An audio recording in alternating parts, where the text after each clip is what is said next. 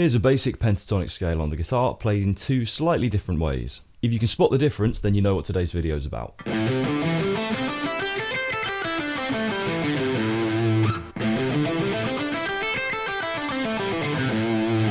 I think I played one slightly faster, but that's not the point. In this video, we're going to talk about a very basic idea that can add quite a lot of flair and excitement to your lead and rhythm playing. Before we get started, if you'd like to learn from me personally, hit the link in the description for my online guitar mentorship. You send in questions and clips of your playing, and I get back to you within 24 hours with the response showing you exactly what you need to do next to improve. I'll be your guitar mentor every step of the way. If that sounds like you, check it out. Anyway, onto the video. So one of the main differences between decent players and really great players is that the really great players manipulate the strings that little bit more than just the good ones. Now you can manipulate the strings in a lot of ways. You can bend them, you can add vibrato, but what we're going to talk about here is something that is quite hard to get right, but it sounds really great if you do it. What I'm talking about is subtly pushing and pulling on the strings as you move through a scale, or any lick or riff for that matter. So I can take a basic pentatonic scale like this,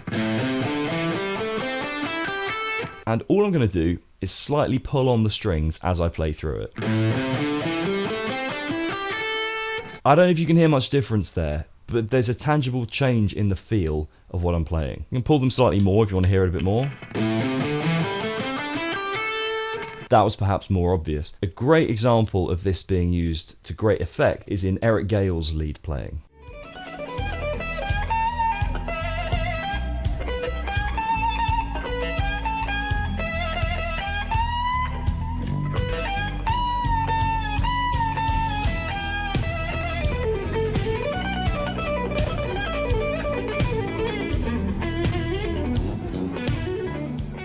One of the main benefits of playing the guitar is that you can take a note and you can change the pitch of that note. And we do that by bending the string. You can't really do that on a piano, or actually quite a lot of other instruments can't do that. So we need to make use of that where we can. All I'm going to do is take a basic scale and pull out the notes. So let's start a bit more extreme when we practice this, just to make sure we're really doing it. So you're going to pull the note.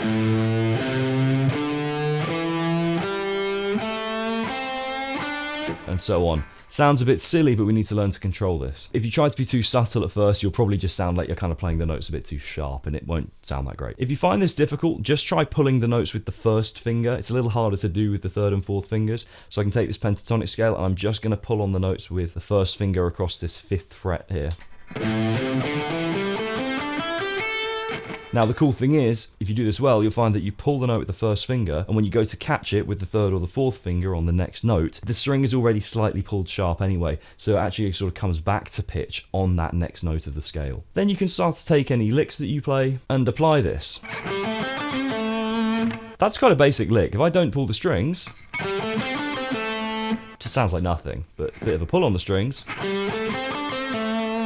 a bit of vibrato on the end, suddenly that's way more exciting. And it's got a bit of character. It's a bit like a fingerprint. No single person is going to do this in exactly the same way. So this is your chance to add a bit of individuality into your playing. You'll find as you speed up, this does get harder to do, but it does sound great if you can do it at speed. But I do have one little word of warning for you. What we do want to make sure to do is avoid hearing that rebend of these little micro bends that we're doing. So I don't want to go like that. I want to go there. I don't know if you heard the subtle difference. Again.